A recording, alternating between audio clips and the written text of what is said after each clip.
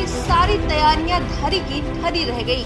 देश के एनएसए अजीत डोभाल, विदेश मंत्री एस जयशंकर और प्रवक्ता अरिंदम बागची, इन तीनों ने मिलकर ऐसा चक्रव्यूह रचा कि लंदन और अमेरिका में खालिस्तानी उग्रवादी झंडे लहराते रह गए, लेकिन भारतीय उच्चायोग को छू तक न सके। भारतीय उच्चायोग तक पहुंचने की उनकी मंशा को अजीत डोभाल और विदेश मंत्रालय ने भारत में बैठे बैठे नाकामयाब कर दिया। कैसे, वो बताए उससे पहले खालिस्तानियों की रैली के बारे में बता देते हैं। हरदीप सिंह निज्जर की मौत जबरदस्ती भारत के अधिकारियों के सिर पर मर दिया गया। उन्हें धमकियां मिलने लगी। किल इंडिया के पोस्टर के तहत ऐलान किया गया कि लंदन, ब्रिटेन, अमेरिका और कनाडा आदि देशों के भारतीय उच्चायोग के किल इंडिया के तहत रैली निकालने का ऐलान किया गया।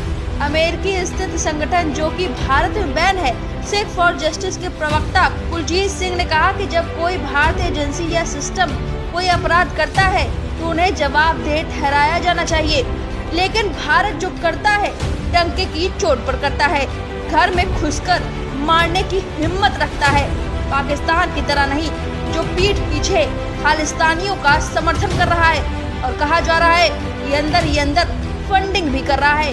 ये तस्वीरें देखिए जिसमें खालिस्तान के झंडे के साथ साथ पाकिस्तान के झंडे भी हैं।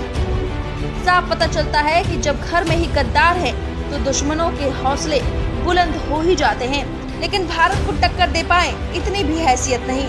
8 जुलाई को खालिस्तानी उग्रवादी लंदन, अमेरिका, कनाडा के भारतीय उच्चायोग के सामने बुझे हुए दिए की तरह फपक रहे थे, लेकिन जब भारतीय उच्चायोग के सामने पुलिस की चाक चौबंद देखी तो खालिस्तानियों की हवा टाइट हो गई और उनके होश उड़ गए।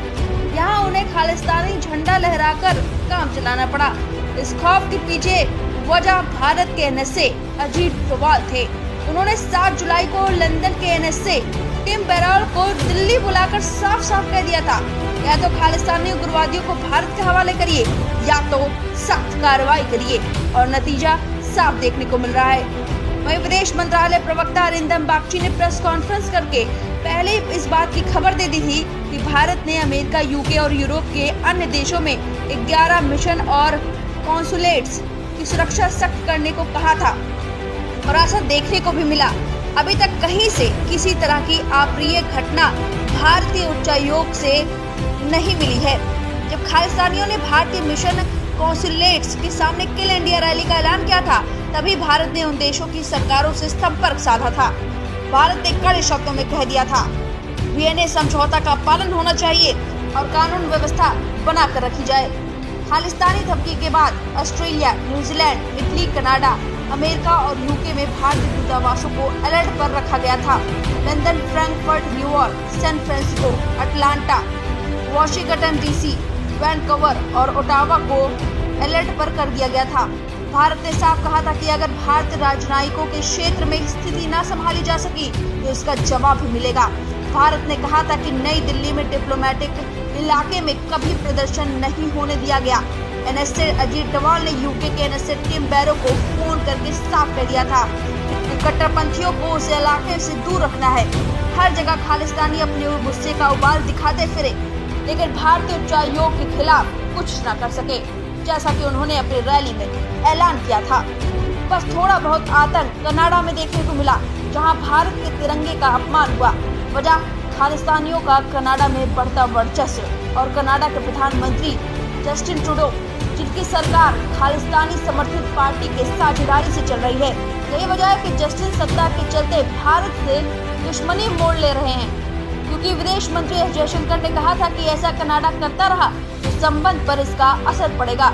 बावजूद इसके जस्टिन ट्रूडो ने भारत को ही गलत बता दिया और 8 जुलाई को फ्रीडम ऑफ स्पीच के आड़ में भारत के तिरंगे का अपमान होने दिया। लेकिन यहाँ भी खालिस्तानी भारतीय उच्चायोग तक नहीं पहुँच सके। कुछ तो जस्टिन ने सोचा होगा कि ज्यादा करने पर भारत से पंगा लेना होगा और वो बहुत भारी पड़ेगा।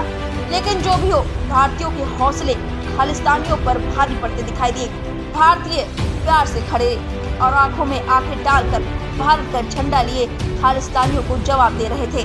चाहते तो वो भी खालिस्तानी झंडों का अपमान कर सकते थे, लेकिन भारत ऐसी गिरी हुई हरकत नहीं करता। उन भारतीयों को सलाम जिन्होंने संयम बनाए रखा और तिरंगे की शान को भी बरकरार रखा। फिलहाल इस पूरे खबर पर आपकी जो भी राय है हमें कमेंट करके जरूर बताएं। वीके न्यूज, राष्ट्र के नाम।